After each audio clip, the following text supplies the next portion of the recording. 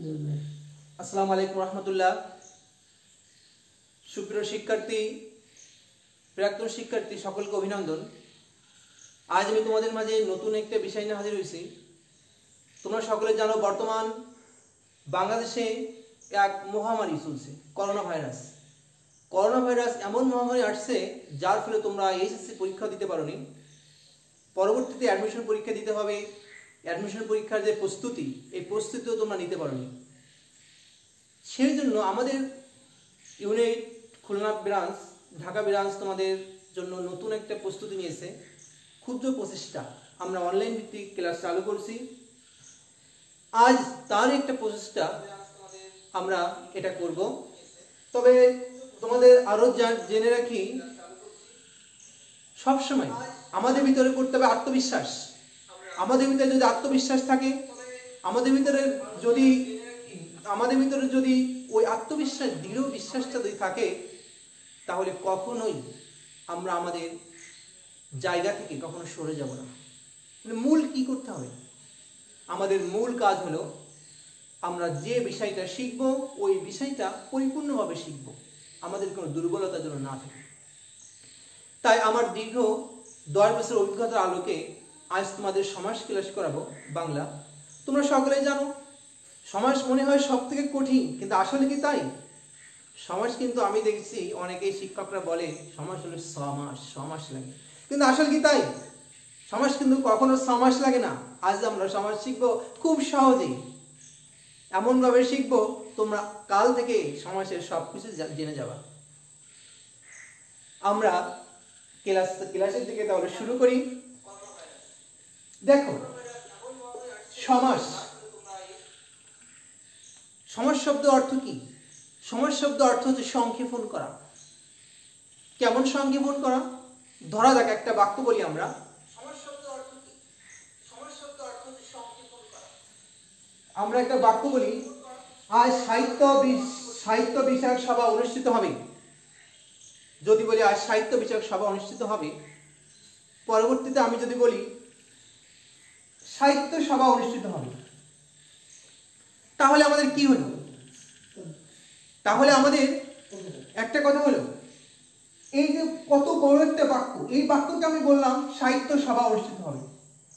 যদি বলি আজ আমাদের এখানে শিক্ষা বিষয়ক মন্ত্রী হাজির হবেন, শিক্ষা বিষয়ক মন্ত্রী আসবেন, পরবর্তীতে আমি যদি বলি আমাদের এখানে শিক্ষামন্ত্রী আসবেন, এই যে অনেক বড় বাক্য, এই অনেক বড় বাক্যকে ছোট করলাম। কিভাবে করলাম আমরা একটু খেয়াল করি। এই বাক্যের ভিতরে কি আছে? সাহিত্য বিষয়ক সভা।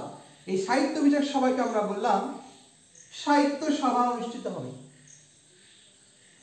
যখনই আমরা বলছি সাহিত্য বিষয়ক সভা অনুষ্ঠিত হবে, পরবর্তী সাহিত্য সভা, এর অর্থ হলো এই যে বড় বাক্যকে আমরা ছোট করলাম।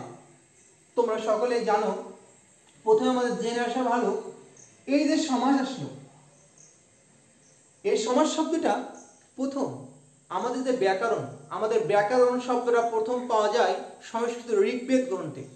ঋগ্বেদ গ্রন্থে ব্যাকরণ যখন পাওয়া যায়, আমরা তখন থেকে ধরে নিই ব্যাকরণের গণ্ডি, টোটাল ব্যাকরণের গণ্ডি আসছে কিন্তু আমাদের সংস্কৃত ভাষা থেকে। তোমাদের যখন এখন যদি আমি বলি এই সমাজ বলো তো কোন ভাষা থেকে কোন ভাষা, সমাজ কিন্তু আসছে সংস্কৃত, সংস্কৃত ভাষার শব্দ। যদি বলি প্রকৃতি প্রত্যয় কোন ভাষার শব্দ? সংস্কৃত।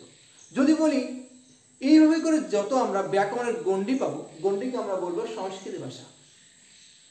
এবং তোমরা এবার খেয়াল করো, এই যে সাহিত্য, সাহিত্য একটা শব্দ, একটা পদ, বিষয়ক একটা পদ, সভা একটা পদ।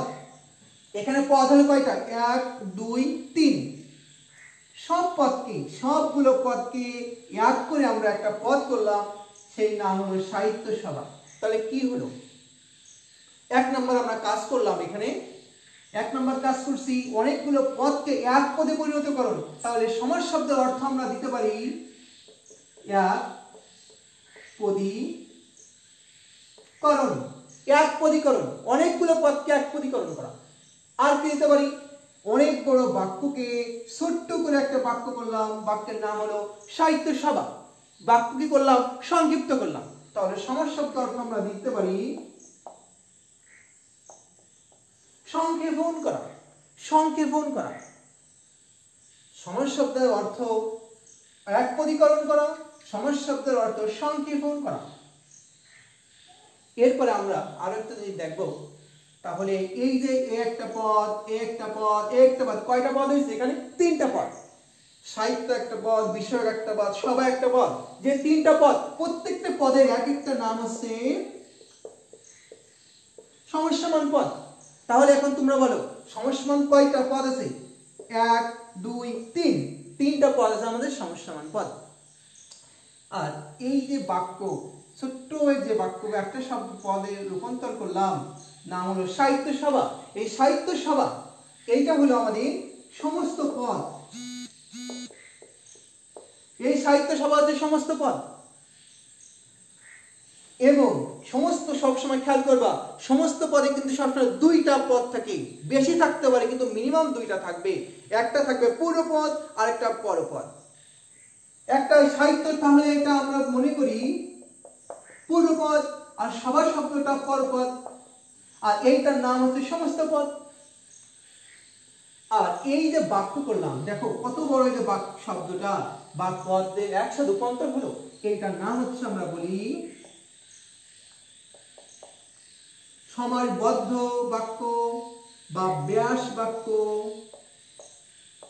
বা আরেকটা নাম হচ্ছে বিগ্রহ বাক্য। বিগ্রহ বাক্য। সমাস শব্দকে বিশ্লেষণ করলে হয় সম প্লাস ওয়াস প্লাস ক। এই সমটা একটা উপসর্গ, ওয়াস ধাতু থেকে আসছে। তাহলে আমরা কি পেলাম? ফার্স্টে সমাস। সমাস শব্দের অর্থ হলো সংক্ষেপণ করা, অনেকগুলো পদকে একপদীকরণ করা। এবং এই সমাসে যে শব্দগুলো আছে, তিনটা পদ একসাথে করলাম, এটা হলো সংক্ষেপ হলো। তিনটা পদকে একসাথে করলাম, এটা সংক্ষিপ্তকরণ হলো এবং একপদী পরিণত হলো। এই বাক্যটার নাম হলো সমাসবদ্ধ বাক্য, ব্যাস বাক্য, বিগ্রহ বাক্য। তাহলে আমার মনে হয় সমাস নিয়ে যে মূল প্রাথমিক ধারণা, সমাস শব্দের অর্থ হলো আমরা যেভাবে করলাম, সমাসের কিন্তু আসছে, মূল আসছে সংস্কৃত থেকে, অস ধাতু থেকে আসছে। তাহলে সমাসটা আমরা সব টোটাল আলোচনা শেষ। আর তোমরা সকলে জানো সমাসে সবসময় 6 প্রকার, একাধিক আরো আছে প্রকার, কিন্তু 6 প্রকার। একটা হচ্ছে দ্বন্দ্ব সমাস, একটা দ্বিগু সমাস, কর্মধারয় সমাস, অব্যয়ভাব সমাস, তৎপুরুষ সমাস, বহুব্রীহি সমাস। এই যে সমাসের প্রকার, আজ আমরা অনেকগুলো প্রকার করব। প্রথমত যে প্রকার করব সেটা হচ্ছে দ্বন্দ্ব সমাস।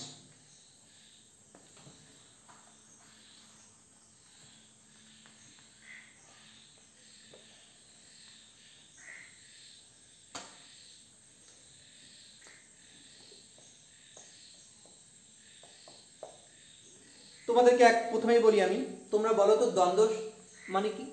সাধারণত আমরা বুঝে থাকি দ্বন্দ্ব হচ্ছে মারামারি করা, কাটাকাটি করা, মানুষের সাথে দ্বন্দ্ব করা, ঝামেলা করা, এই শব্দগুলো আমরা বুঝি। সবসময় আমরা দ্বন্দ্ব বুঝি। এখন যদি আমরা বলা হয় সমাসের ক্ষেত্রে দ্বন্দ্ব কি? সমাসের ক্ষেত্রে দ্বন্দ্ব শব্দের অর্থ হচ্ছে মিলন। দ্বন্দ্ব শব্দের অর্থ মিলন।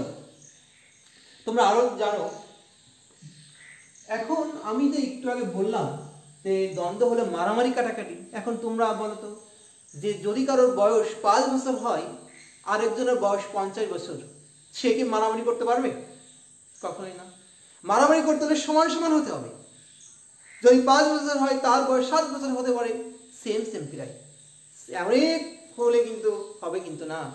তাহলে 1 নম্বর শর্ত পেলাম, দ্বন্দ্ব হতে হলে একই পদ হতে হবে। একই পদ। একই পদ কেমন? যদি বিশেষ্য পদ হয় অপর পার্শ্ব বিশেষ্য পদ, যদি বিশেষণ হয় অপর পার্শ্ব বিশেষণ পদ, যদি সর্বনাম হয় অপর পার্শ্ব সর্বনাম, যদি ক্রিয়া হয় অপর পার্শ্ব ক্রিয়া হবে, চেঞ্জ নাই। তাহলে 1 নম্বর আমরা একটা রুল পেলাম এখানে, একই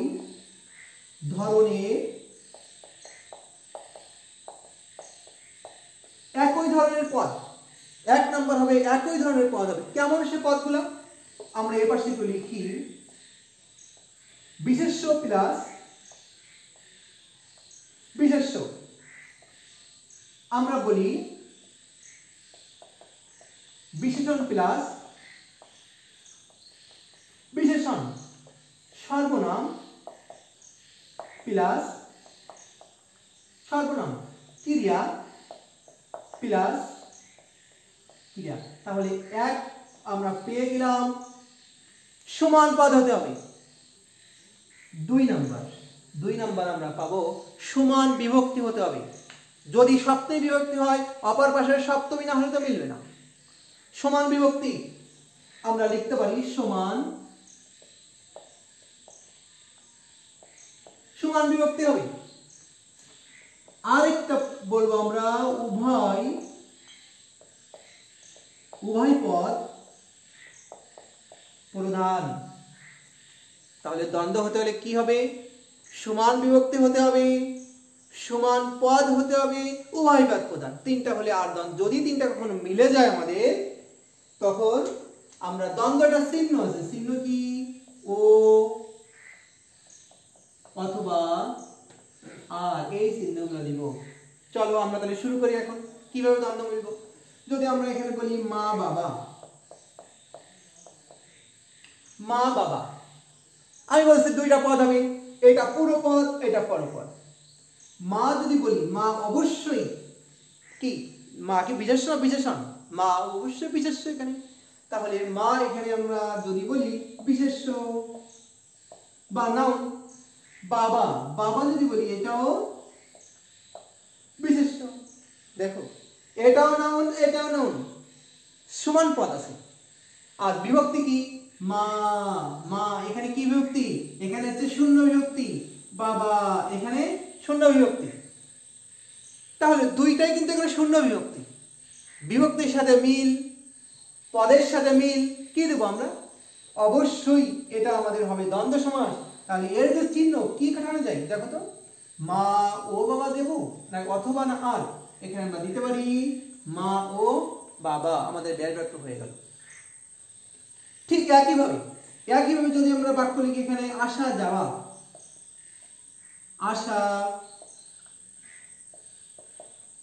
আসা যাওয়া, তোমরা প্রথমে খেয়াল করো পদ কি ঠিক আছে কিনা।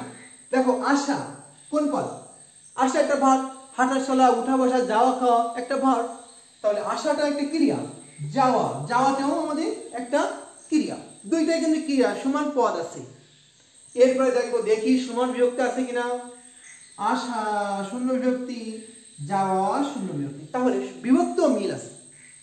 বিভক্ত মিল এবং পদের মিল আমরা তো নিঃসন্দেহে বুঝতে পারছি এটা। এবং কি উভয় পদ প্রধান, এখানে কিন্তু আমরা নিঃসন্দেহে বুঝতে পারছি এটা হচ্ছে দ্বন্দ্ব সময়। তাহলে আমরা গায়ককে কি করব?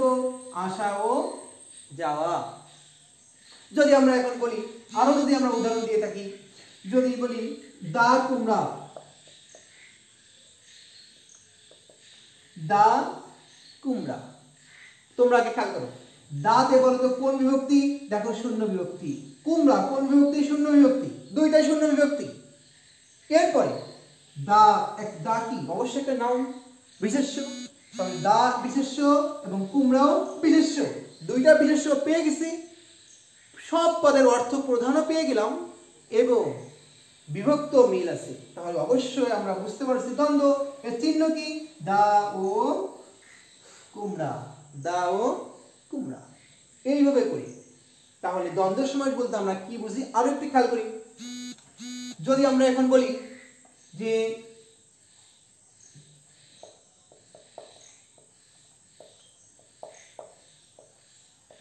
রাজার হাঁস,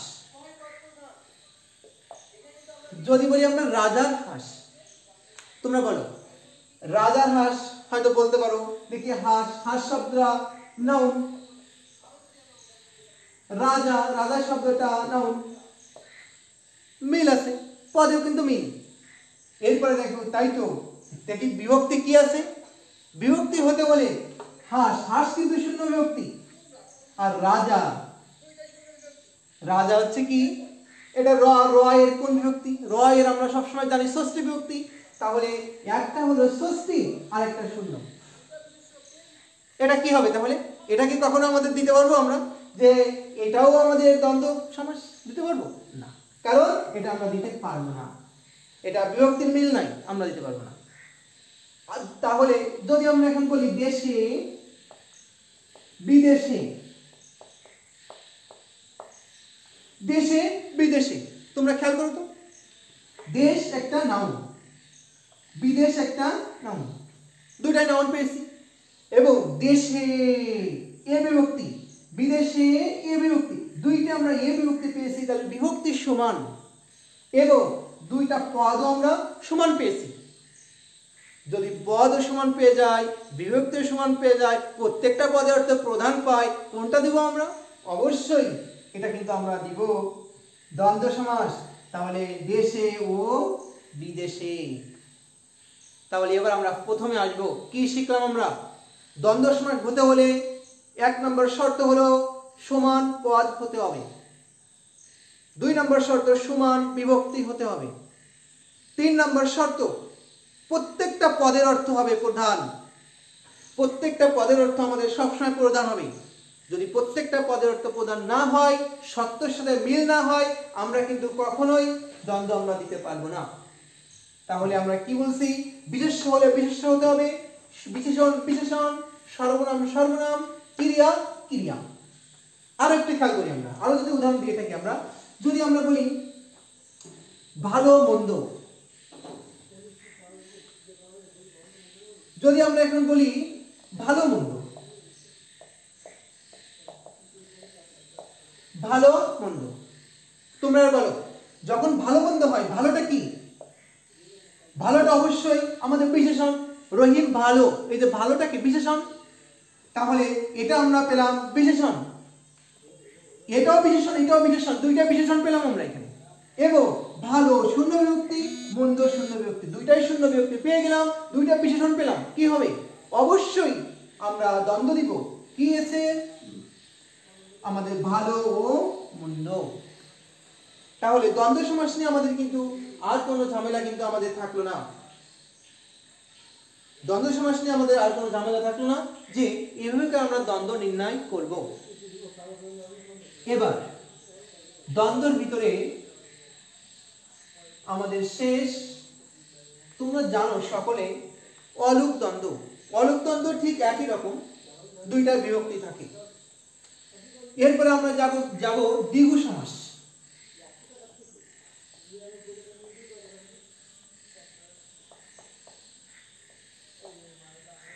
আমরা যাব দ্বিগু সমাস।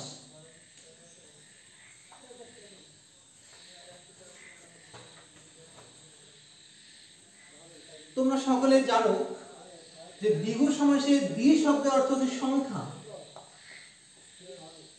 আর গু শব্দের অর্থ হচ্ছে সংখ্যা বিশেষ, সংখ্যার ধারণা, একত্র হলো সংখ্যার ধারণা। তবে ঢাকা বিশ্ববিদ্যালয়ে অ্যাডমিশন পরীক্ষায়, ইন্টারমিডিয়েটের পরীক্ষায়, প্রত্যেকটা পরীক্ষায় আমি দেখি এই দ্বিগু সমাস থেকে কোর্স আসে। আমাদের স্টুডেন্টরা ভাবে দ্বিগু সমাস মানে সব থেকে সহজ। আমি একদিন হঠাৎ অ্যাডমিশনে বলছি যে তোমরা বলো দ্বিগু সমাস, একদম বলছে হ্যাঁ ভাই আমি তো পারি, আমি তো পারি। বলছি তাই, ঠিক আছে বলো। আমি বলছি বলো পঞ্চনদ কোন সমাস? তো বলছে দ্বিগু, 5 নদের সমাস। বলছি চৌরাস্তা কোন সমাস? বলছে 4 রাস্তার সমাস, দ্বিগু সমাস। ভালো। এবার বলছি বলো তো চৌরাস্তা কোন সমাস? বলছে 4 রাস্তার সমাস, দ্বিগু সমাস। ভালো। বলছি চৌচালা কোন সমাস? 4 চালার সমাস। ভালো। তে মাথা কোন সমাস? 3 মাথার সমাস। তাহলে প্রত্যেকের তোমাদের ধারণা আছে যে সংখ্যা আসলেই মনে হয় দ্বিগু হবে। তবে যদি এত যদি সহজ হয়ে থাকে, একটু ক্রিটিক্যাল না থাকে, তাহলে বলো ঢাকা বিশ্ববিদ্যালয়ের জন্য পরীক্ষা, সেখানে এরকম দ্বিগু থেকে কোশ্চেন আসে কেন? আজ তোমরা বুঝে নাও যে মূল দ্বিগুটা কি। খেয়াল করো, দ্বিগুটা কিন্তু সহজ, কিন্তু একটু বুঝতে হবে, আর কিছুই না। কেমন? আমি একটা রুল বলবো এখানে। প্রথমে আমরা বলবো সংখ্যা প্লাস বিশেষ্য, সংখ্যা প্লাস বিশেষ্য। আমরা এরকম একটা ঘিরে দেব, ঘিরে দিয়ে এখানে লিখবো বিশেষ্য। তোমরা সকলেই জানো সমাসে এখানে দুইটা পদ, একটা থাকবে পূর্বপদ আর একটা পরপদ। তাহলে পূর্বপদ হবে সংখ্যা, পরপদ হবে বিশেষ্য। টোটাল ঘিরে দেওয়া যে পদটা এইটা কিন্তু সমস্ত পদ, এই সমস্ত পদ হবে বিশেষ্য। তোমাদের যদি এখন বলি সমস্ত পদ যদি বিশেষণ হয় সেখানে কি হবে? তোমরা কি দিবা সমস্ত বিশেষণ হলে? না, সমস্ত বিশেষণ হলে কিন্তু আমরা কখনোই কিন্তু দিব না। তোমরা খেয়াল করো, যদি আমরা এখন কয়েকটা বাক্য যদি এখন বলে থাকি, আমরা লিখে থাকি যে যদি বলি চৌরাস্তা, চৌরাস্তা, চৌরাস্তা, এখানে চৌ শব্দ হচ্ছে সংখ্যা, রাস্তা শব্দটা বিশেষ্য। এই যে সমস্ত পদ, এই সমস্ত পদটা আমরা তাহলে ঘিরে দিই, ঘিরে দেখি সমস্ত পদটা দিকে বিশেষ্য বোঝায় না বিশেষণ বোঝায়? রাস্তা তো শুধু রাস্তাকেই বোঝায়, আর তো কোনো কিছু না। যদি আর কিছু না বোঝায় তাহলে এইটা তো অবশ্যই রাস্তাকে বোঝাচ্ছে, তাহলে সমস্ত পদ এখানে বিশেষ্য হবে। যদি বিশেষ্য হয়, সমাসের একটা দ্বিগু সমাসের একটা চিহ্ন আছে, চিহ্ন আছে সমাহার। তাহলে আমরা কি দেব? এখানে ব্যয় বাক্য করব 4, তাই তো? এখানে আমরা ব্যয় বাক্য কেমন করব? করব এখানে 4 রাস্তার সমাহার। সমাহার দেখিছো কত সহজ?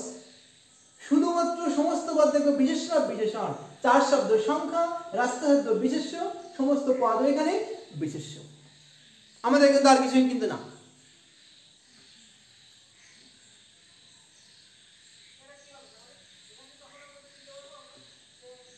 তারপরে আমরা আরো একটু খেয়াল করি, এখানে যদি আমরা বলি পঞ্চনদ, পঞ্চনদ, পঞ্চমের পঞ্চকে একটা সংখ্যা, একটা সংখ্যা পেলাম, নদ হচ্ছে নদী, একত্রে মিলে সমস্ত পদ কি? সমস্ত পদ এখানে বিশেষ্য। তাহলে এখানে হবে 5 নদের সমাহার, 5 নদের সমাহার। তাহলে কি পেলাম? তাহলে কি সংখ্যা হলেই কি দ্বিগু হবে? সংখ্যা হলেই যদি দ্বিগু হয় তা কিন্তু না, সংখ্যা হলে দ্বিগু হবে না। কারণ কি? খেয়াল করো, এখানে আমরা আরো একটু দেখব। যদি আমি এখন বলি, তোমাদের বলি চৌচালা, চৌচালা, চৌ শব্দটা এখানে সংখ্যা, আর চালা শব্দটা বিশেষ্য। এইটা আমরা এবার তাহলে ঘিরে দিই। ঘিরে দেওয়া পদ কি হবে বলো তো? ঘিরে দেওয়া পদ কিন্তু হতে হবে বিশেষ্য। কিন্তু চৌচালার যদি ঘিরে দিই, এটা কি বিশেষ্য না বিশেষণ? এটা আমরা তোমরা সবাই খেয়াল করো, এই যে যা বলছি আমরা এখানে কিন্তু এটা কিন্তু আমরা কখনোই আমরা বিশেষ্য কিন্তু হচ্ছে না।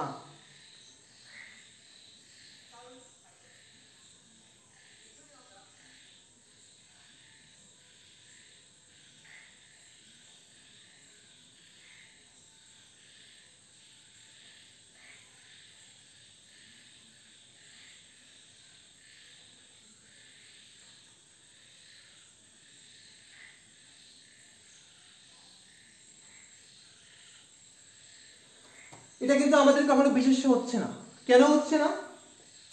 আমরা একটু খেয়াল করি, যদি আমরা বাড়ি মনে করো, একটা বাড়িতে চাল আছে, তোমাদের বাড়ির বাসায় যদি চারপাশে 4টা চাল থাকে, 4টা চাল থাকে, যদি বলি, আমি যদি বলি যে সুমন তোমাদের বাড়ি তো ঘরটা তো 4 ঘর, কত ভালো, তোমরা বলবা কি? তো বোকার মতন বলছে, 4টা চাল রয়েছে, 4 কিভাবে হবে?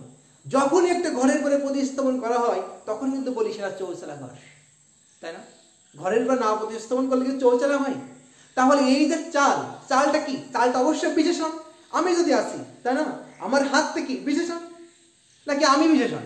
না, আমি বিশেষ্য, আমার হাতটা কিন্তু বিশেষণ। ঠিক তেমন তাহলে এই যে চৌ শব্দ সংখ্যা, চালা শব্দ বিশেষ্য। তবে টোটাল যদি ঘিরে দিই, এই ঘিরে দেওয়ার আমাদের যেটা হবে, এটা কিন্তু হবে আমাদের সবসময় কি হবে? এটা কিন্তু হবে আমাদের সবসময় বিশেষ্য, কিন্তু এটা হয়ে যাচ্ছে বিশেষণ। এইটা যদি আমরা বিশেষণ হয় তাহলে আমরা কি এটা দিতে পারবো যে এটা এটা কি হবে বিশেষণ হলে অবশ্যই আমাদের এখানে এটা কিন্তু আমরা দ্বিগু দিতে পারবো না। কি দেব আমরা তাহলে এখানে দেব 4 সাল আসে যার, 4 সাল আসে যার, এটা কি বহুব্রীহি সমাস। তাহলে তে মাথা, যদি আমরা বলি তে মাথা, তে মাথা, তেটা কি? তে একটা সংখ্যা, মাথা মাথা, কার 3 মাথা? কার? যার মুখে একটা 3 মাথা, এটা চেয়ার, চেয়ারে 3 পায়া থাকে, 3 পায়া। তাহলে আমরা এখানে খেয়াল করি এই ধরনের যে বাক্যগুলো থাকবে এই বাক্যগুলো কিন্তু সবসময় আমরা এই যে 3 মাথা আসে যার অবলিগে যে একটা লোক বোঝাচ্ছে সেই লোকের 3 মাথা, তাহলে এটা কিন্তু আমাদের সমস্ত পদ হয়ে যাচ্ছে এখানে বিশেষণ, তাহলে বহুব্রীহি সমাস হয়ে যায়। এবার আমরা তাহলে দেখি দ্বিগু সমাসে কি শিখলাম। আমি বারবার বলছি দ্বিগু সমাসটা হলো সেই সমাস যে সমাসে কখনোই শুধু সংখ্যাটা দিয়ে দিব না, আমাদের বিশেষ্য সংখ্যা পেলে বিশেষ্য হবে এবং সমস্ত পদ ঘিরে দেওয়া পদটা সবসময় আমাদের হবে বিশেষ্য, তাহলে হবে দ্বিগু। যদি বিশেষণ হয়ে যায় সেটা হবে সবসময় আমাদের বহুব্রীহি সমাস। শুধু এই একটা থিম তোমরা মাথায় রাখবা, দেখবা কোনোদিন দ্বিগু সমাস আমরা তুলব না। যদি বলি ত্রিফলা, কি হবে? 3 একটা সংখ্যা, ফল একটা বিশেষ্য, তাহলে 3 ফলের সমাহার, মিল আছে। যদি বলি আমরা চৌরাস্তা, কি হবে? চৌষ একটা সংখ্যা, রাস্তা একটা বিশেষ্য, 4 রাস্তার সমাহার। অবশ্যই আজ তোমাদের দ্বিগু নিয়ে কোনো সমস্যা নাই নাকি? আছে? কখনোই না। এবার আমরা সবচেয়ে গুরুত্বপূর্ণ একটা সমাসে যাব, সেটা হচ্ছে কর্মধারয় সমাস। সেটা হলো কর্মধারয় সমাস।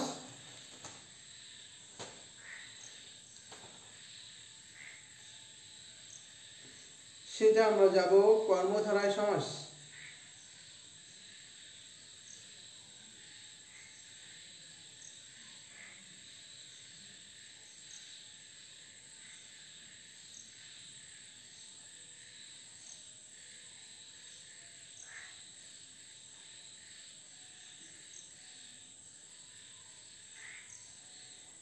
খেয়াল করো, আমরা যদি এখন কর্মধারয় সমাসে যদি যে থাকি, তোমরা এটা খেয়াল করো কিভাবে আমরা করব।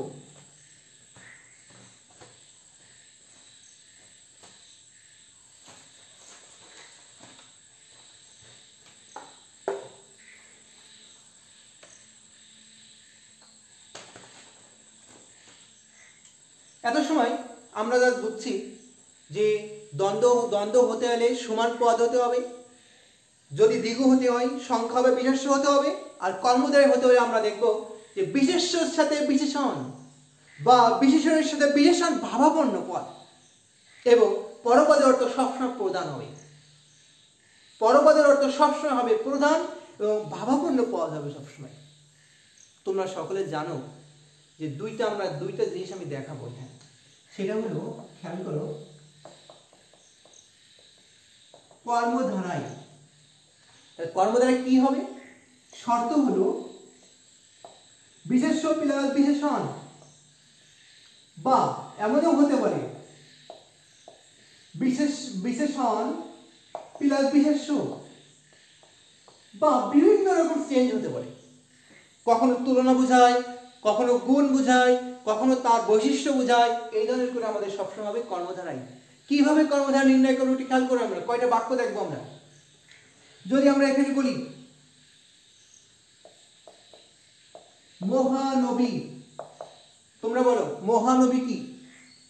নবী, নবীটা কেমন? নবীটা হচ্ছে মহান, তাহলে নবী এখানে নাউন আর মহা একটা আমাদের এখানে বিশেষ্য, আর এই যে মহা শব্দ হচ্ছে বিশেষণ, একটা বিশেষ্য একটা বিশেষণ। এরকম যদি বুঝাই সবসময় আমরা মনে করব কর্মধারায়। কিভাবে? খেয়াল করো, কর্মধারা সমাজের কিছু কিছু চিহ্ন আছে, যেমন আমরা বলে থাকি যে যিনি তিনি, যাহা তাহা, রূপ, মতো, ন্যায় ইত্যাদি উদাহরণগুলা। আমরা একটা উদাহরণ এখানে দিতে পারি যে মহানবী, কি দিতে পারি? মহান যে নবী, এই যে মহান যে নবী, যেটা আমরা দিয়ে দিলাম এখানে, তাই না? এটাই হলো কিন্তু আমাদের কর্মধারয় সমাস। কিন্তু এই যে নবী পরপদ, এই পরপদের অর্থ প্রধান হতে হবে নবী নবী, তাই না? পরপদের অর্থ সবসময় প্রধান হবে। আমি যদি এখন বলি তোমাদের যে লাল বসন, লাল লাল বসন, দেখো এখানে কয়টা পদ আছে? এখানে পদ কিন্তু আছে দুইটা। যদি বলি আমি লাল বসন, লাল বসন, লাল বসনতে পদ দুইটা, এটা পুরো পদ, এটা পরপদ। তাহলে বসন শব্দ অর্থ কি? শাড়ি, আর লাল লাল। তাহলে এখানে এইটা হচ্ছে আমাদের বিশেষ্য, আর এটা হচ্ছে বিশেষণ। একসাথে লাল বসন মানে কি? লাল যে শাড়ি, লাল যে শাড়ি, লাল যে বসন, তাই না? তাহলে এখানে কি বোঝানো হচ্ছে? শুধু শাড়িকেই বোঝানো হচ্ছে, আর কিন্তু কিছু না। যদি আমি এখন তোমাকে যদি শুধু এই পদকেই বোঝানো হয়, সমস্ত পদকেই বোঝানো হবে, আর কিছুই না। সমস্ত পদ এখানে কিন্তু বোঝানো হচ্ছে বিশেষ্য, এখানে কিন্তু সমস্ত বিশেষ্য বোঝাচ্ছে, কারণ শুধু শাড়িকে বোঝানো হচ্ছে। হ্যাঁ, তাহলে এটা কিন্তু হবে আমাদের কর্মধারায়, কর্মধারায়। যদি আমি এখন তোমাদের বলি যে লাল বসনা, আমি যদি বলি সুমন তোমাদের বাড়ির বাড়িতে আজ লাল বসনা যাচ্ছে, মানে কি? লাল পরিহিত একজন নারী যাচ্ছে, লাল ড্রেস পরা, লাল শাড়ি পরা, তাই না? তাহলে লাল বসনা যখন বলতাম, এখানেও হলো বিশেষ্য, এটা হলো বিশেষণ, সমস্ত পদ কিন্তু হয়েছে বিশেষণ। একটা মানুষ, একটা তার, সে লাল শাড়ি পরিহিত, এটা কিন্তু আমাদের এখানে কিন্তু বোঝাচ্ছে। তারপরে আমরা যদি বলি চন্দ্রমুখ, তোমরা একটা খেয়াল করো, যদি বলি চন্দ্রমুখ কি হবে? চন্দ্রমুখ মানে কি? চাঁদের ন্যায় মুখ, চাঁদের ন্যায় মুখ, তাই না? এই যে চাঁদের, যদি আমি বলি চন্দ্রমুখী, চন্দ্রমুখী বললে কি হবে? যে তোমরা তো চন্দ্রমুখী, মানে চন্দ্রমুখী একজন মানুষ বা কি একজন জিনিসকে কল্পনা করছে। তাহলে আমরা কর্মধারয় সমাসে বুঝতে পারলাম, যদি কখনো অন্যকে বুঝাই, অন্যকে যদি বুঝাই, সেটা সবসময় হবে আমাদের বহুব্রীহি। নিজকে বুঝাই, মহান নবী, মহা যে নবী, নীল চোখ, নীল যে চোখ, যদি বলি নীল চোখা, তখন কি হবে? নীল চোখা একজন মানুষ, তাই না? একটা মানুষের চোখ এরকম নীল হতে পারে।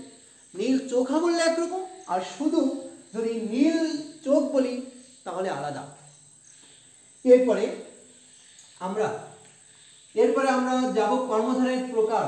সব থেকে গুরুত্বপূর্ণ তোমাদের অ্যাডমিশন পরীক্ষা, ইন্টারমিডিয়েট পরীক্ষা, সব পরীক্ষায় আমরা দেখি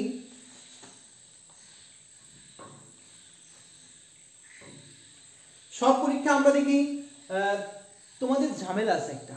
কি ঝামেলা জানো তো? তোমাদের ঝামেলা হলো তোমরা উপমান কোনটা কোনটা উপমিতি এটাই বোঝো না। কারণ আজ উপমান উপমিতি আর কোনো ঝামেলা নাই। চলো আমরা একটু খেয়াল করি। আমরা যদি এখানে বলি উপমান, আর এখানে আমরা বললাম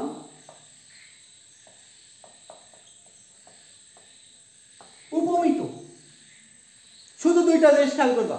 মাথার থেকে যদি কিছু জড়তা থাকে ঝেড়ে ফেলো, কোনো জড়তা আমরা রাখবো না। প্রথমে একটা জিনিস খেয়াল করবা, উপমান। উপমান শব্দের অর্থ কি?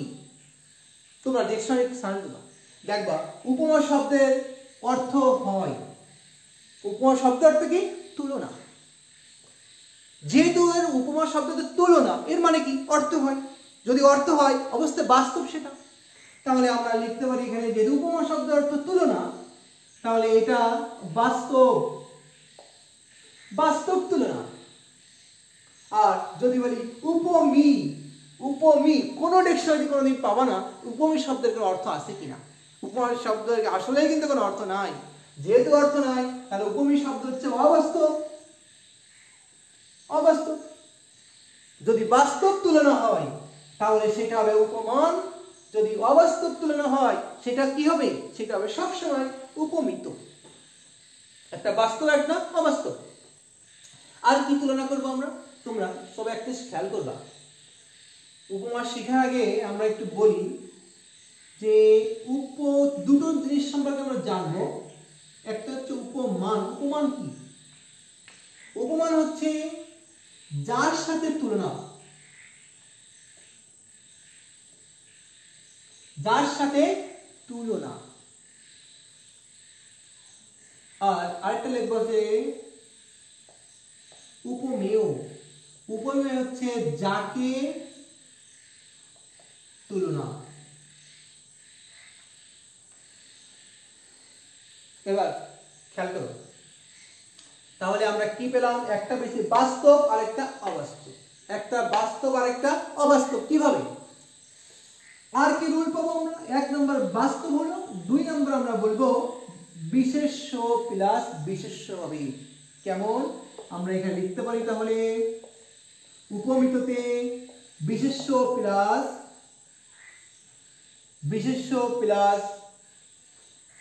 বিশেষণ। বিশেষ্য প্লাস বিশেষণ হবে সবসময়। বাস্তব তুলনা হবে, বিশেষ্য প্লাস বিশেষণ হবে, তাই তো? আর কি হবে এখানে?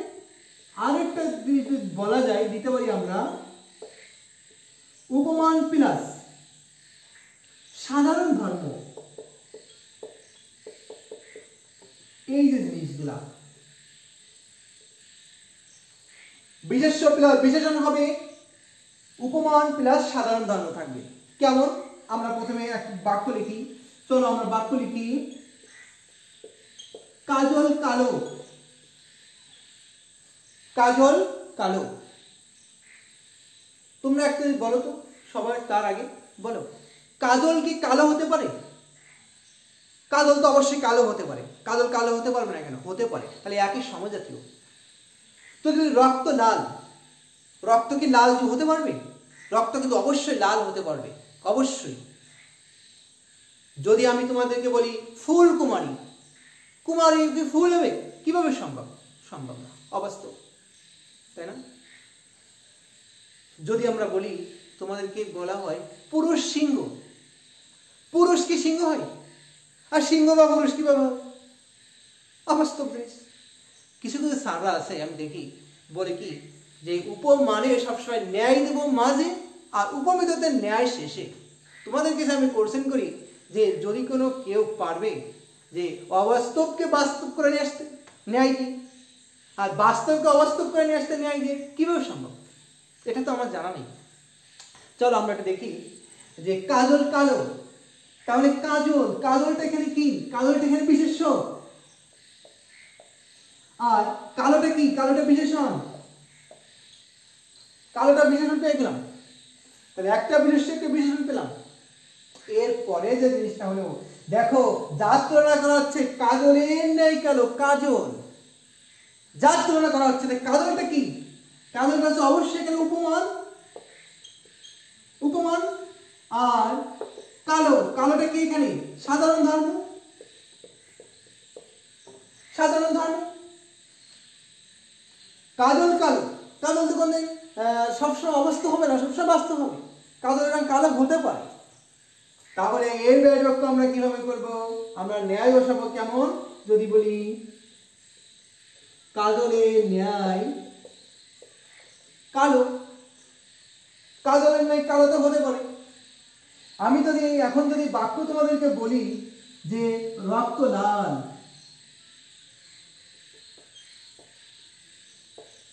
রক্ত লাল, দেখো রক্ত লাল, রক্ত কি? রক্ত একটা বিশেষ্য আর লাল, তাই না? বিশেষণ। তাহলে রক্তের ন্যায় লাল, অবশ্যই রক্তের ন্যায় লাল হতে পারে। তাহলে এটা কি? উপমান। যদি আমি এখন তোমাদের বলি যে তুষার শুভ্র, তুষারের রং কেমন? তুষারের রং সাদা, আর শুভ্র রং কি? সাদা, দুইটাই সাদা। তাহলে অবশ্যই এখানে হবে কি? এটাও অবশ্য বাস্তব। বাস্তব হলে তাহলে আমরা দিব উপমান। যদি আরো উদাহরণ যদি বলা হয়, উদাহরণের তো আমাদের কোনো শেষ নাই, তবে তোমাদের একটা খেয়াল করতে হবে মূল কথা। মূলটা হলো এই যে বললাম কাজলের ন্যায় কালো। কি কাজলের ন্যায় কালো? কি আছে? কোনো কিছু উত্তর আছে? কি? যদি বলি রক্তের ন্যায় লাল, কি রক্তের ন্যায় লাল? যাকে তুলনা করা হয় সেটা কিন্তু অনুপস্থিত, এটা উপমেয়। এই উপমানে কিন্তু উপমেয় সবসময় অনুপস্থিত থাকে, কখনো কিন্তু থাকে না। তাহলে আমরা উপমান বুঝে গেলাম যে উপমান হলে সবসময় হবে বাস্তব, একটা হবে বিশেষ্য আর একটা হবে বিশেষণ। যাকে তুলনা করা হবে সে অনুপস্থিত, আর কিছুই না। তাহলে ন্যায় দিয়ে আমরা বাক্য তৈরি করব, সুন্দর করে ব্যয় বাক্য তৈরি করব। এরপরে আমরা যাব উপমিত। দেখি উপমিতটা কি। উপমিত যদি বলা হয় উপমি শব্দের অর্থ নাই, তাহলে উপমি শব্দটা অবাস্তব, যেহেতু অর্থ নাই এখানে। যদি আমাদের অবাস্তব হয়ে থাকে, আমরা আরো একটু খেয়াল করি এটার রুল কি হবে। এটা এক অবাস্তব হবে, 2 নম্বর আমাদের হবে বিশেষ্য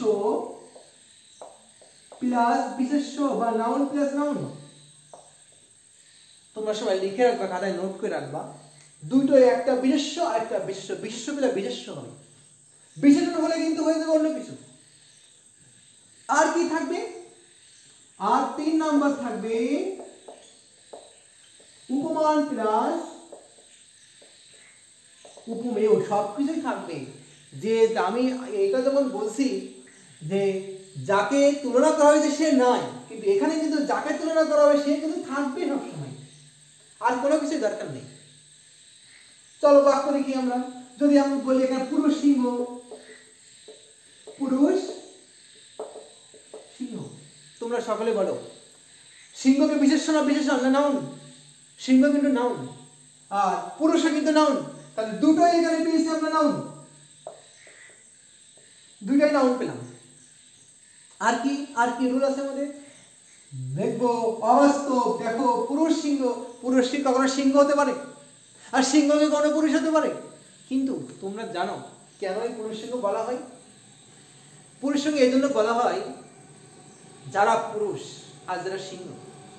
সিংহ দেখবা যারা পুরুষ সিংহ আছে তারা দেখবো শৌর্য বীর্য কত বলবান থাকে, কত বলিয়ান থাকে তারা, তাই না? কের যুক্ত থাকে। আমরা আমাদের এখানে বলা হয় যে পুরুষ যারা, পুরুষরা ওরকম যে সিংহর মতন বলবান শক্তিশালী। যারা তোমরা মেয়ে আছো তারা কেউ মাইন্ড করে না, তবে এখানে পুরুষ সিংহ এইভাবে কিন্তু আমাদের বোঝানো হয়েছে। তাহলে দুইটা অবাস্তবকে তুলনা কল্পনা করা হয়েছে, তুলনা করা হয়েছে। কেমন? তাহলে আমরা এটাকে মাঝে ন্যায় দিয়ে বা শেষে ন্যায় দিয়ে আমি কি বাস্তব করতে পারবো? তোমাদের মনে হয়? আমি এখানে তাহলে বলে দিতে পারি পুরুষ সিংহের ন্যায়। পুরুষ কি হবে? সিংহের ন্যায় বলে দিলাম এখানে। যদি আমি এমনও যদি বলি, এমনও যদি বলা হয় সিংহের ন্যায়, সিংহের ন্যায় পুরুষ যদি বলি, ন্যায় এইটা আমাদের শেষে আর এটা মাঝে, যেখানে থাকবে না কেন এইটা তো আমাদের কোনো চিন্তা না। অনেক টিচাররা আছে আমি দেখি যারা বলে কি উপমানে সবসময় ন্যায় মাঝে হবে আর উপমিততে ন্যায় শেষে হবে। কিভাবে সম্ভব এটা? তোমরা বলো, এটা কি কখনো ন্যায় যদি আমরা মাঝে দিই, ন্যায় মাঝে থেকে এটাকে বাস্তব করতে পারবো? ন্যায় মাঝে দিয়ে কিন্তু আমরা এটাকে কখনো বাস্তব করতে পারবো না। তাহলে কিন্তু এটা কিন্তু আমাদের কখনো কিন্তু হবে না। আরো আমরা একটু খেয়াল করি, যে যদি বলি চন্দ্রমুখ, চন্দ্রমুখ, তোমরা বলো চন্দ্রমুখ। চন্দ্র কি একটা বিশেষ্য নাউন আর মুখটা একটা নাউন, দুইটাই নাউন এখানে।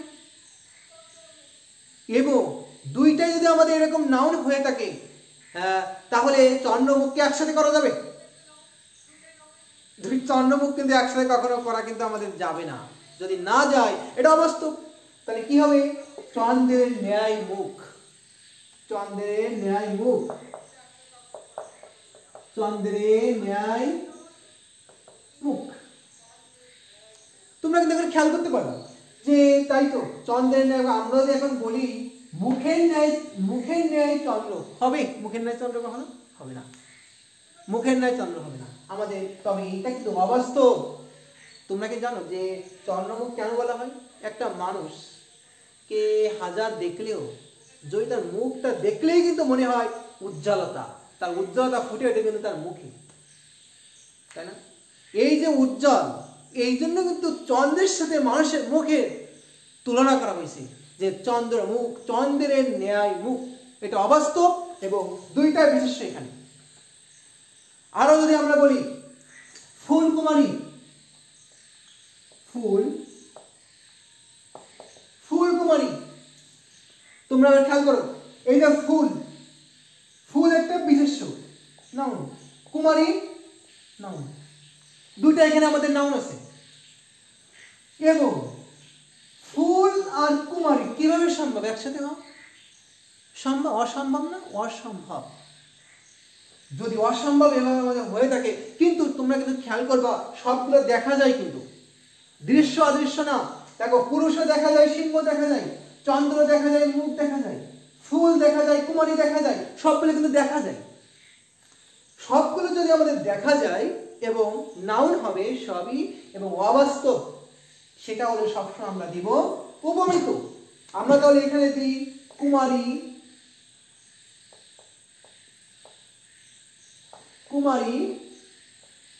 ফুলের ন্যায়, কুমারী ফুলের ন্যায় দিতে পারবো, এটা আমাদের তাহলে হয়ে যাবে। এরপরে দেখো, মূল কথা কিন্তু বাকি আছে এখনো। কি সেটা? এখানে বলছি যাকে তুলনা করা হয়েছে সেটা এখানে নাই। বলছি কাজলের ন্যায় কালো কি, কাজলের ন্যায় কালো কি, সেটা কিন্তু ছিল না।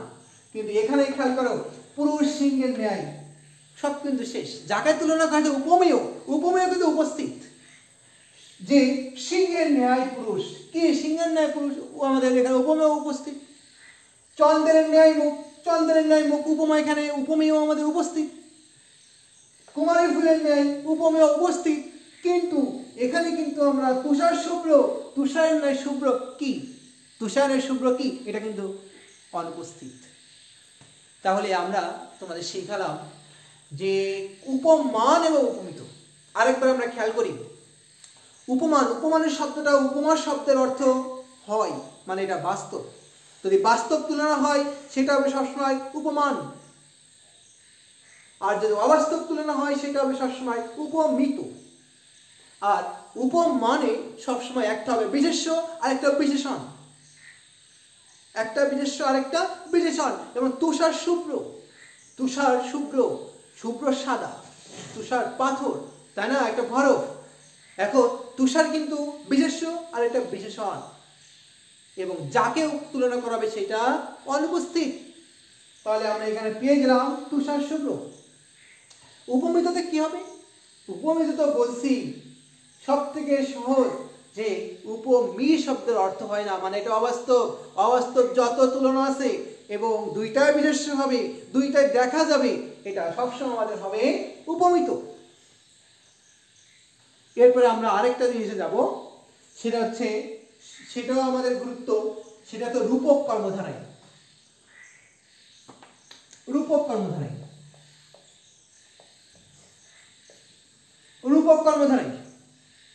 কর্মধারায় নিয়ে আমাদের প্রত্যেকে ঝামেলা। রূপক কর্মধারা আমরা পারি না, ভাবি মনে হয় মন মাঝি, মন রূপ মাঝি, বিষাদ সিন্ধু, বিষাদ রূপ সিন্ধু, ইচ্ছা মতন রূপ বসাই দিচ্ছি। কেন ইচ্ছা মতো রূপ বসানোর কি জায়গা? আমরা ইন্টারমিডিয়েট পরীক্ষা দিব, আমরা অ্যাডমিশন পরীক্ষা দিব, ঢাকা বিশ্ববিদ্যালয়ের মতো জায়গা আমরা চান্স পাবো, সেখানে কি আমরা শুধুমাত্র সাধারণ কিছু পড়লে কি হবে? সাধারণ কিন্তু পড়লে আমাদের হবে না। এই জন্য আমরা খেয়াল করি রূপক। দেখো, একটু আগে বলছি অবাস্তব তুলনা, আর রূপকে আমরা বলবো এখানে অবাস্তব কল্পনা। আর এখানে কিন্তু বলছি দুইটাই দেখা যায়, আর এখানে আমরা বলবো অদৃশ্য প্লাস দৃশ্য। আর আমাদের কিছু শিখবো না আমরা, এটুক শেষ। একটা থাকে অদৃশ্য, আরেকটা দৃশ্যর যে সমস্যা। কেমন তোমরা এখন বলো, যদি বলি মন মাঝি দেখা যায় কোনটা? মন কি দেখা যায়? মন আমাদের কখনো দেখা যায় না, আর মাঝিকে দেখা যায়। তাহলে এবার মন মাঝি, মন মাঝি কি কোনো বাস্তব? মন আর মাঝি কি কোনো একরকম হবে? এখানে যেমন বললাম ফুলকুমারী, ফুলকুমারী কি কখনো এক হয়? হয় না। তাহলে মন মাঝি এটা কি কখনো এক হবে? মন মাঝি কিন্তু কখনো এক হবে না, অবাস্তব।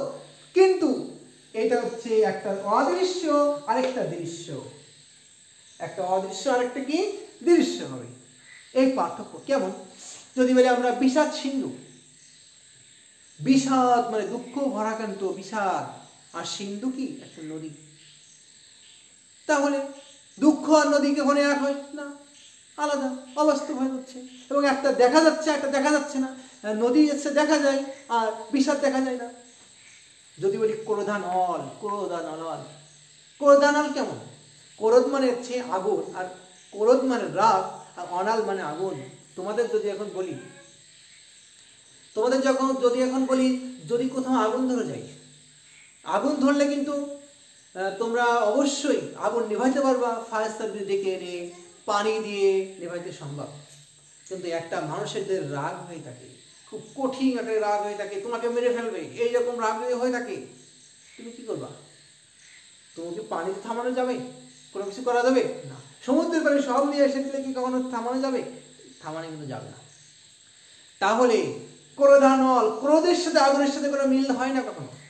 কিন্তু আমাদের সাহিত্যিক যারা আছে তারা কিন্তু ক্রোধের সাথে আগুনের জাস্ট একটা অসম্ভব করে একটা তুলনা করে বোঝানো হয়েছে, এটা তাই আর কিছুই না। তাহলে ক্রোধ রাগ কখনো দেখা যায় না, এটা অবাস্তব। আর অনল মানে আগুন, আগুন দেখা যায়। তাহলে একটা বাস্তব হচ্ছে আর একটা অবাস্তব হচ্ছে, একটা বাস্তব আর একটা অবাস্তবের তুলনা। তাহলে আমরা কি দেখলাম? যদি আমরা অবাস্তব কল্পনা হয়, একটা অদৃশ্য আর একটা দৃশ্য হয়, তাহলে সেটা সবসময় আমরা মনে করব রূপক কর্ম ধারাই। খেয়াল করে এবার আমরা চলো বাক্য করি। যদি আমরা এখানে বলি মন মাঝি, মন মাঝি, এই মন শব্দটা অদৃশ্য আর মাঝি দৃশ্য, একটা দৃশ্য আর একটা অদৃশ্য। আর এই যে মন মাঝি এটা কিন্তু অবাস্তব, অবাস্তব। এখানে কিন্তু তোমাদের মনে আসতে পারে তাই তো এটাও বললাম এক জিনিস না, কারণ কি এখানে আমরা করছি দুইটা দৃশ্য, আর এখানে কিন্তু একটা দৃশ্য একটা অদৃশ্য হবে। যদি আমরা এখানে মন মাঝি এরকম যদি বাক্য পেয়ে যাই, আমরা মনে করব যে মন কেমন ব্যয় বাক্য করবো, আমরা ব্যয় বাক্য করবো মন রূপ মাঝি, মন রূপ মাঝি, মন মাঝি। যদি আমরা আরো যদি আমরা বাক্য বলি যে পরাণ দরিয়া, পরাণ দরিয়া, পরাণ দরিয়া, পরাণ কি? পরাণ তো আমাদের কাছে থাকে, আর দরিয়া মানে নদী। নদীর সাথে পরাণের সাথে কি সম্পর্ক? দিল দরিয়া, দিলের সাথে পরাণের দরিয়ার সাথে কি সম্পর্ক? সম্পর্ক আছে? এইসব কিন্তু সম্পর্ক নাই। কিন্তু আমাদের সাহিত্যিকগণ দেখা যায় যে একটা অদৃশ্য আর একটা দৃশ্য, তাহলে একটা অদৃশ্য দৃশ্য যে তুলনা হবে, এটা কিন্তু আমরা সবসময় মনে করবো এটা হচ্ছে রূপক কর্মধারায়। তাহলে রূপক নিয়েও আমাদের কোনো ঝামেলা থাকলো না যে উপমান উপমিত রূপক। উপমান কি? উপমান হলো বাস্তব তুলনা, একটা বিশেষ্য আর একটা বিশেষণ। আর উপমান অবাস্তব তুলনা, দুইটা বিশেষ্য দুইটাই দেখা যায়। আর রূপক আসলে অবাস্তব তুলনা কল্পনা, অভিন্নতা প্রকাশ পায়। অবাস্তব কল্পনা এবং একটা দৃশ্য অদৃশ্য আর একটা দৃশ্য হবে। এরপরে আমরা আরেকটা করে আমরা শেষ করবো আজকে, সেটা হচ্ছে মধ্য পদলোপী কর্মধারায়।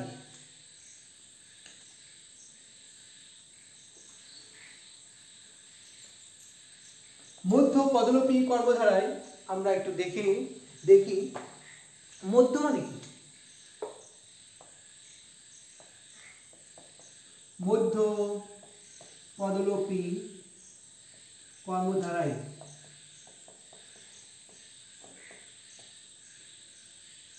তোমাদেরকে একটু খেয়াল করা দরকার। দেখো মধ্য মানে কি? মাঝ, পদ মানে পদ, লোপী মানে কি বাদ যাওয়া, মাঝের পদ যদি বাদ যায় সেটা আমি মধ্যবর্তী কর্মধারয়। কেমন? যদি আমরা এখন বলি আমাদের এখানে আজ সাহিত্য বিষয়ক সভা অনুষ্ঠিত হবে, একটু পরে যদি বলি আমাদের এখানে সাহিত্য সভা অনুষ্ঠিত হবে, কি হলো? ওই বিষয়ক শব্দ একদম বাদ গেছে। যদি বলি শিক্ষা বিষয়ক মন্ত্রী আসবেন, পরে বলি শিক্ষামন্ত্রী আসবেন, এই যে বড় বড় বাক্যকে বাদ যায়। যদি আমরা বলি সিংহাসন, সিংহ চিহ্নিত আসন, সিংহ চিহ্নিত আসনকে আমরা বললাম যে সিংহাসন। এই যে অনেক বড় যে বাক্যটা ছোট্ট বাক্য রূপান্তর করলাম, মাঝের শব্দ বাদ দিলাম। কেমন? যদি আমরা এখানে বলি সাহিত্য বিষয়ক সভা, তাহলে এখানে কি হবে? সাহিত্য সভা, সাহিত্য সভা।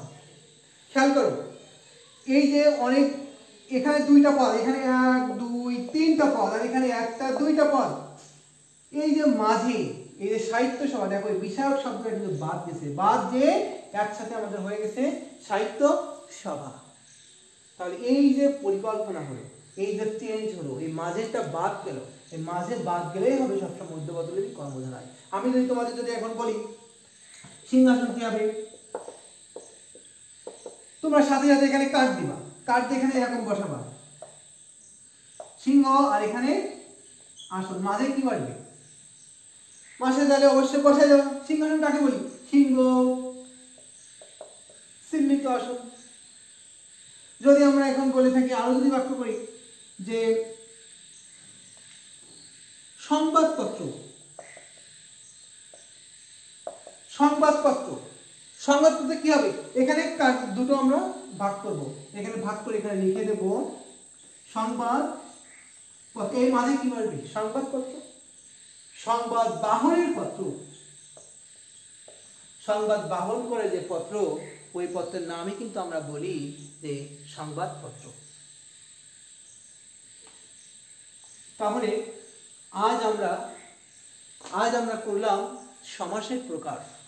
তাহলে আরেকবার আমরা দেখে আসি সমাসটা কি, 2 মিনিটে আমরা ক্লাসের সারাংশ কি। সমাস শব্দের অর্থ বলছি, আমাদের ব্যাকরণ গ্রন্থটা, ব্যাকরণে সবসময় সমাসটা পাওয়া গেছে ঋগ্বেদ নামে একটা গ্রন্থ আছে, বেদে। তারপর থেকে আমরা বলে থাকি যে সমাসের যে গণ্ডিটা, ব্যাকরণের গণ্ডিটা আসছে আমাদের সংস্কৃত ভাষা থেকে। তাহলে সমাস শব্দ সংস্কৃত ভাষার শব্দ, সমাজকে বিশ্লেষণ করলে হয় সম প্লাস অস প্লাস অ। ধরা যাক একটা বাক্য যদি বলি বিদ্যালয়ে যেতে হবে, এই বাক্যকে বলছি বিদ্যালয়ে যেতে হবে। সবগুলো পদ, অনেকগুলো পদে যে মিলন হবে সেটা হবে সমাস। অনেকগুলো পদকে একসাথে করলাম সেটা হলো সংক্ষিপ্তকরণ। এবং এই যে সমাস কেন করি আমরা? শ্রুতি মধুর বাক্য, শ্রুতি মধুর হবে, শুনতে ভালো লাগবে, শব্দ গঠনের প্রক্রিয়ায় কিন্তু একটা সমাস বলা হয়। এবং সমাসকে প্রধানত 6 ভাগে ভাগ করে, আরো 3টা অপ্রধান প্রকার আছে। 3টার ভিতরে আমরা প্রথম করলাম দ্বন্দ্ব। দ্বন্দ্ব কি বলছি? এক কথায়, দ্বন্দ্ব এক কথায় বলছি প্রত্যেকটা পদের অর্থ প্রধান হবে, প্রত্যেকটা সমান বিভক্তি হতে হবে, আর সব কিছু প্রত্যেক পদের অর্থ হবে প্রধান, চেন নাই। কেমন? বিশেষ্য হলে বিশেষ্য, বিশেষণ বিশেষণ, অব্যয় অব্যয়, ক্রিয়া ক্রিয়া, কোনো চেঞ্জ হবে না। এরপরে যদি বলছি দা কুমড়া, কি হবে? দাটা বিশেষ্য, কুমড়া বিশেষ্য, তাহলে আমরা অবশ্যই দিয়ে দিব দ্বন্দ্ব, দা ও কুমড়া। এরপরে আমরা দেখছি দ্বিগু সমাস। দ্বিগু কি? সংখ্যা। দ্বিগু হতে হলে আমাদের হবে হচ্ছে সংখ্যা প্লাস বিশেষ্য, এবং সমস্ত পদ ঘিরে দেওয়া পদটা হবেও কিন্তু বিশেষ্য। সমস্ত পদ যদি বিশেষ্য না হয় সেটা কিন্তু কখনো দ্বিগু হবে না, সেটা হবে বহুব্রীহি। কেমন?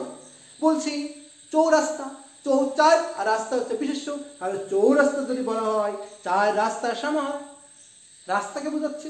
যদি বলে চৌচালা, চৌচালা 4 চালা আছে যার, সমস্ত পদ বিশেষণ, ওইটা হবে বহুব্রীহি। এরপর আসছে আমরা কর্মধারে আসছি। কর্মধারে বলছি বিশেষ্যের সাথে বিশেষণ, বিশেষণের সাথে বিশেষণ, এই যে ভাবাপন্ন পদের সমাস, এটা কিন্তু হবে সবসময় আমাদের কর্মধারায় সমাস। যেমন বলছি আমরা নীল চোখা আর নীল চোখ। নীল চোখ বলছি নীল যে চোখ, শুধু চোখকে বোঝাচ্ছে আর কিন্তু কোনো কিছু না, এটা হচ্ছে কর্মধারায়। কিন্তু যদি বলে নীল চোখা, নীল চোখা কি? যদি বলি সুমন তোমাদের বাড়ির সামনে দিয়ে যাচ্ছে নীল চোখা, কি নীল চোখা? অবশ্যই একটা মানুষ হতে পারে, অন্য কিছু হতে পারে। তাহলে নীল চোখাকে আমরা এটা মনে করি, যদি বস্তু বা বিশেষণ বোঝায় আমরা মনে করবো সেটা বহুব্রীহি সমাস। এরপরে বলছে উপমান উপমিত। উপমান কি? বাস্তব তুলনা হলেও উপমান রক্ত লাল, রক্তের ন্যায় লাল, রক্ত লাল হতে পারে।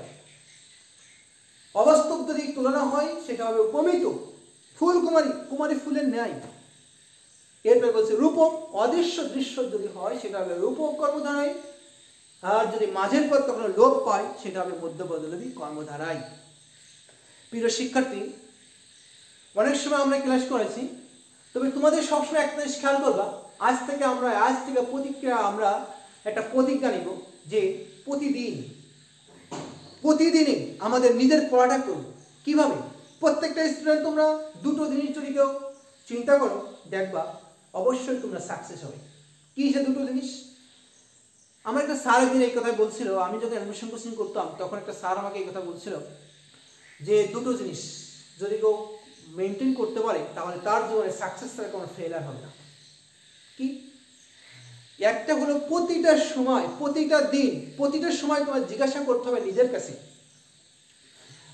এটা প্রশ্ন করতে হবে, সেটা হচ্ছে হয় কেন? হয় শব্দ অর্থ কি? কেন। মানে আমি কেন কোচিং গেছিলাম, কেন পড়তে গেছিলাম, কেন পড়তেছি, এইটা সাথে সাথে এই উত্তর কিন্তু নিজের ভিতরে নিজে পেয়ে যাবা। হয় কেন গেছিলাম? আমি পড়তে গেছিলাম। আমি কেন পড়তে হয়েছি? একটা উত্তর পাবা। এরপরে এর ওই উত্তরের পরে আবার প্রশ্ন করবা, হট কি করতেছি আমি? তাহলে প্রথম নাম্বার কোশ্চেন হচ্ছে হয় কেন গেছিলাম, কি করতেছি। যদি বলি হ্যাঁ এখন তো আমি সময় ব্যয় করতেছি, তাহলে অবশ্যই নিজের কাছে একটা ইতিবাচক আত্মা তোমাকে জবাব দিবে। যখন হট বলছি, কি কি বললে আমাদের জবাব দিচ্ছে অন্য আরেকটা, তাই না? এটা হলে কিন্তু হবে না। এই দুইটা যখন স্বতঃস্ফূর্ত জবাব আমরা পেয়ে যাবো প্রতিটা টাইমে, আমরা দেখো আমরা কিন্তু সাকসেস হব। আর ফ্রান্সিস বেকন একটা কথা বলছে যে সফলতার গোপন রহস্য হলো উদ্দেশ্যের প্রতি অবিচল থাকা। তোমার যে উদ্দেশ্য হবে, তুমি চান্স পাওয়া বিশ্ববিদ্যালয়ে, ঠিক অবশ্যই চান্স পাওয়া। উদ্দেশ্যের প্রতি কিন্তু আমাদের সবসময় অবিচল থাকতে হবে।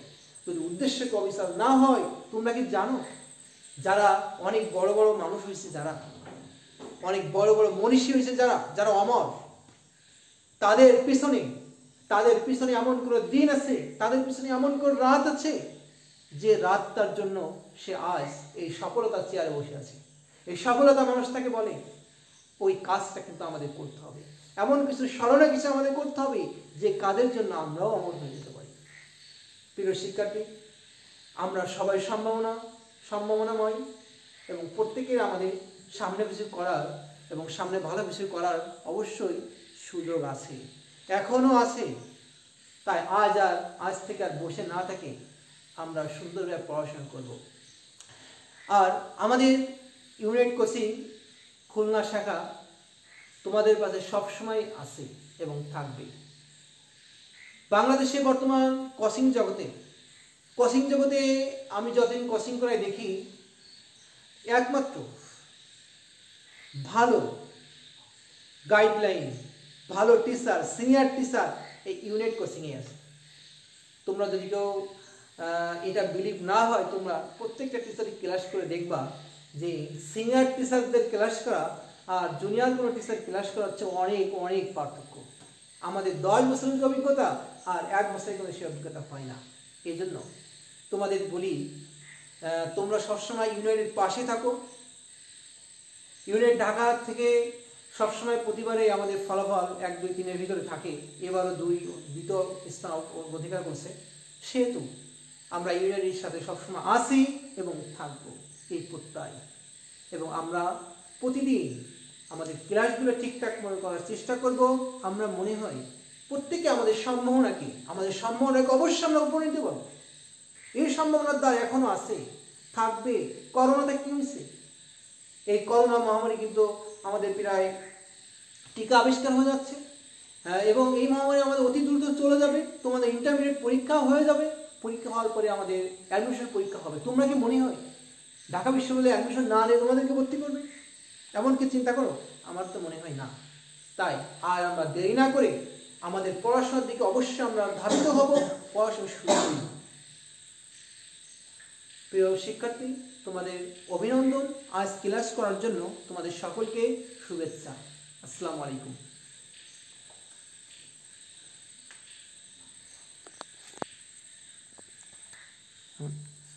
কি করবে?